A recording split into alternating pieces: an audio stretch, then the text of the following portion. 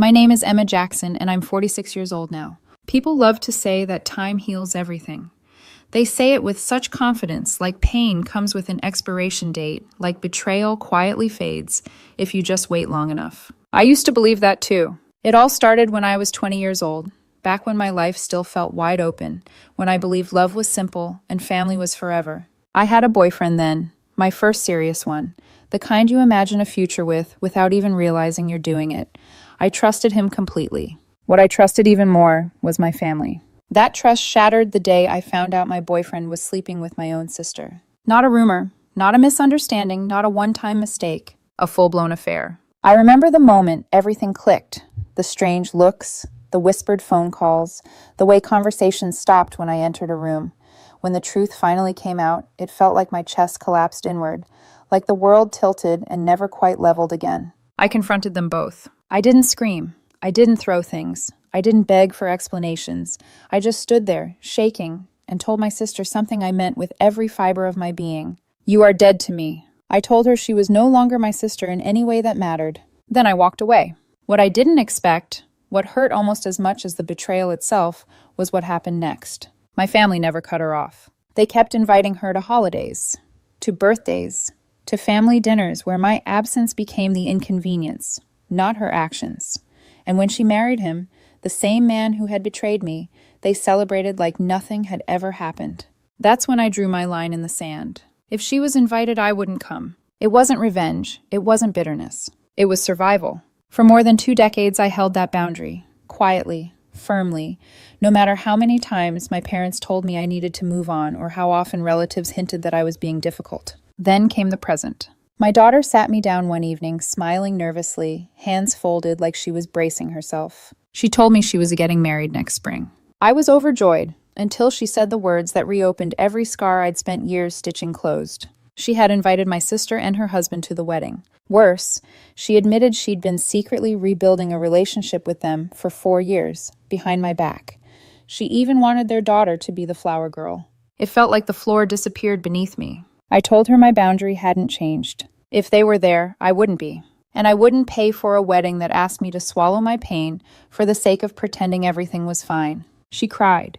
She accused me of living in the past, of choosing old wounds over her happiness. Watching her walk away in tears nearly broke me.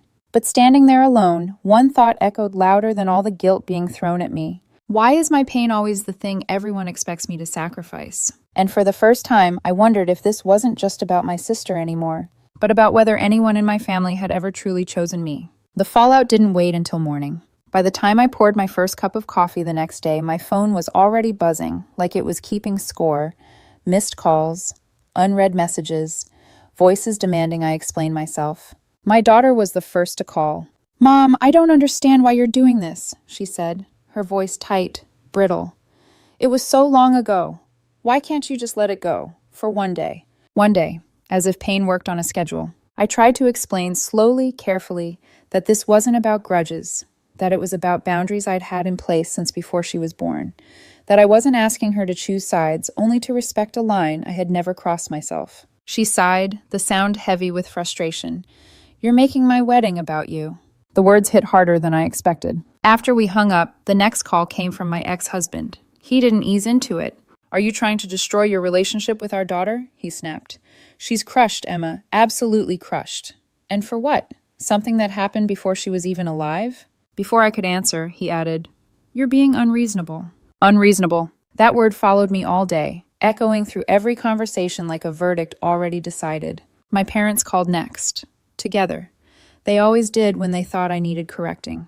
My mother's voice was softer, but the message was sharp all the same. "Sweetheart, holding on to this bitterness is poisoning you. People change. Your sister made a mistake, but she's built a life. Don't punish your daughter for something that's over." Over. I wanted to scream that nothing about it had ever been over for me, that it lived in my chest, in my sleep, in the way I learned to keep pieces of myself guarded. But I didn't say any of that. I just listened. And when the call ended, I felt smaller than I had in years. That night, my boyfriend found me sitting on the edge of the bed, staring at nothing. He didn't lecture. He didn't tell me what I should do. He just sat beside me. "I don't think you're wrong for protecting yourself," he said quietly, "but I do think this is bigger than your sister now. whatever you decide, make sure it's something you can live with." His words weren't pressure, they were a mirror. That was the hardest part. Lying awake later, listening to the house settle, I replayed everything. The anger in my daughter's voice, the disappointment in my parents, the certainty with which everyone seemed to agree I was the problem. I asked myself the question no one else seemed willing to ask. Why is forgiveness always demanded from the person who was hurt? And somewhere beneath the noise, another thought surfaced, one I couldn't quite shake. My sister hadn't reached out in decades, not once. So why now? Why my daughter's wedding? The idea settled in my chest like a stone, heavy and unresolved. I had a feeling this wasn't about healing at all, and that whatever was coming next was going to hurt even more. I should have known something was wrong the moment I unlocked my front door. The house felt crowded. Not loud, not messy, just wrong, like the air itself had been disturbed. Then I saw them, sitting on my couch, in my living room, like they belonged there. My sister and her husband. For a second, my brain refused to process what my eyes were seeing. My keys slipped from my fingers, clattering onto the hardwood floor, the sound sharp in the sudden silence. I stood frozen in the doorway, my heart pounding so hard I could hear it in my ears. "What is going on?" I finally managed to ask. My daughter stood near the kitchen, her face pale, hands clasped together like she was bracing for impact. "Mom," she started, forcing a nervous smile. "You're home early." That wasn't an answer. I looked back at them, at the woman who had betrayed me and the man she had stolen from my life. They sat there calmly, hands folded, as if this were some kind of polite family meeting. "Why are they here?" I asked, my voice unnervingly steady. My daughter swallowed. "I invited them. I thought it was time we talked. Before the wedding." Talked. The word hit me like an insult. "You thought ambushing me in my own home was the way to do that?" I said. My chest felt tight, my breath shallow. "After everything they did?" My sister finally spoke. Her voice was calm, too calm. "I know this is hard for you, Emma, but I just wanted—" "No," I cut her off, my hands shaking. "You don't get to start with that. You don't get to decide what's hard for me." Her husband shifted beside her, looking uncomfortable, but he said nothing. He never had. My daughter stepped between us, palms raised. "Please, Mom, just listen. This is important to me. I want my wedding to bring everyone together, not tear us further apart." I laughed, but there was no humor in it. "This," I said, pointing at my sister, "is not my family. I made that clear years ago." My sister's face tightened, but she stayed silent. "And you," I continued, turning to her husband, "you don't get to sit in my house like nothing ever happened." The room went deathly quiet. Tears welled in my daughter's eyes. "Why can't you just get over it?" she whispered. "It's been decades. You're holding on to old grudges." Old grudges. Something inside me snapped. "These aren't grudges," I said, my voice breaking despite myself. "This is about trust, about respect, and you two destroyed both." She shook her head, crying now. "I'm asking you as your daughter, please, just try, for me." I wanted to. God, I wanted to. But every cell in my body screamed no. "I can't," I said firmly. "Not like this. Not with them." I turned to my sister and her husband. "You need to leave. Now." "Mom," my daughter started. "Now," I repeated, louder than I meant to. After a long, painful pause, they stood. They didn't apologize. They didn't explain. They just walked past me and out the door. My daughter stayed behind, staring at me like she didn't recognize the woman standing in front of her. "You're going to regret this," she whispered. "You're choosing your pride over your own daughter." The door closed. The sound echoed through the house like a final sentence. I sank onto the couch, my heart racing, my hands trembling. The silence that followed was unbearable. Had I done the right thing? Or had I just pushed my daughter away forever? I stared at the empty space where they'd been sitting, knowing one thing for certain. This wasn't over. Not even close. The house stayed quiet for days after that. Too quiet. My daughter stopped calling. My parents sent clipped, careful messages that felt more like warnings than concern. Even my ex-husband seemed to back off, as if everyone was waiting to see what I would do next, whether I'd cave, apologize, and make everything easier for them. I didn't, but the weight of it pressed on me constantly. Then, one afternoon, the phone rang with a number I hadn't seen in years. It was an old family friend, someone who had stayed loosely connected to both sides of the family, neutral territory. "Emma," she said carefully, "I don't know if I should be telling you this, but I think you deserve to know." I leaned against the kitchen counter, my stomach tightening. "Know what?" She hesitated before continuing. "Your sister. She doesn't want to come to your daughter's wedding to make peace." "Not really." I closed my eyes. What does that mean? She exhaled slowly. Her son is getting married soon, and a lot of the family has already said they won't attend. They never forgave what she did to you. It's followed her all these years. My heart sank as the pieces started falling into place. She thinks, the friend continued, that if she's seen reconciling with you at your daughter's wedding, it'll soften everyone, make her look redeemed, so people will show up for her son. For a moment, I couldn't breathe. So that was it. My pain wasn't an obstacle to healing. It was a tool.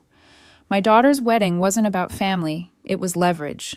After the call, I sat at the table for a long time, staring at nothing, feeling the old anger twist into something colder, something clearer. That evening, my daughter came over. She looked tired, worn down, like she'd been carrying a weight she hadn't asked for. I told her everything. I watched her face fall as realization dawned. Her shoulders slumped, and tears spilled down her cheeks. So I was just a prop? She whispered. Something she could use? I pulled her into my arms, holding her the way I did when she was small. You didn't know. None of this is your fault. She cried quietly against my shoulder, and in that moment, I felt something shift between us. Not fixed, but real again. I don't want them there, she said finally, her voice steadier. Not if this is why. I nodded. I'll support whatever you decide. She took a deep breath. Then they're not invited. I want my wedding to be about people who actually care, not people with an agenda. The decision didn't bring peace, not right away. When word spread, the family reaction was immediate and divided. Some were relieved. Others accused us of being dramatic, of stirring up old wounds. But this time, I didn't feel alone. My daughter and I stood together. And for the first time since all this began, I felt something close to relief. The truth had a way of doing that, once it was finally out in the open. I thought uninviting my sister would be the end of it. I was wrong. A few days later, my daughter came to me with a look I'd come to recognize all too well over the past few weeks. The one that meant she'd made up her mind, even if it scared her. I need to talk to her, she said. Not for her, for me. I didn't try to stop her. She met my sister and her husband at a small coffee shop near the edge of town. Neutral ground. No home field advantage for anyone. When she came back, her eyes were red, but her spine was straight. She wouldn't admit it, my daughter said quietly. She kept dancing around the truth, kept saying she just wanted family unity. But I could tell. That was when she made a choice I hadn't expected. She told her story publicly, not with cruelty, not with insults, just facts. A video explaining why she'd uninvited her aunt, how she'd learned her wedding was being used to repair someone else's reputation, how betrayed she felt by the secrecy, by the manipulation, by being treated like a stepping stone instead of a person. The video spread faster than either of us imagined. Messages poured in. Supportive ones, angry ones, shocked ones. Family members who had been silent for years suddenly found their voices. Most of them were on my daughter's side. And just like that, my sister's plan collapsed. Fewer people committed to attending her son's wedding. The whispers grew louder. The narrative she'd tried to control slipped out of her hands. A few nights later, my phone rang. It was her. She sounded different, smaller, tired. I messed up, she said. I thought I was fixing things, but I just made them worse. I was thinking about my son, not about what this would do to you. I listened. I didn't interrupt. When she finished, there was a long pause. I'm sorry, she said finally. It was the first time I'd ever heard it. But apologies don't erase consequences. I hope you mean that, I told her calmly, but some damage doesn't undo itself just because time passed. She didn't argue. The wedding day arrived sooner than I expected. The sky was clear, the air warm. My daughter looked radiant, steady, confident, unburdened by secrets. When she took my arm before walking down the aisle, her hand squeezed mine gently. I'm glad you're here, she whispered. So was I. The ceremony was beautiful, simple, honest, full of laughter and relief and the kind of joy that doesn't need pretending. For one day, the drama faded into the background. Afterward, nothing magically healed. The family rifts were still there. Some conversations remained unfinished. Some relationships stayed distant. But something had changed. My daughter learned that love doesn't mean surrendering your boundaries. I learned that standing firm doesn't always mean standing alone. As we left that night, she leaned her head against my shoulder and said, I think this was the first step. She was right. Healing doesn't look like forced forgiveness or fake smiles. Sometimes it looks like honesty.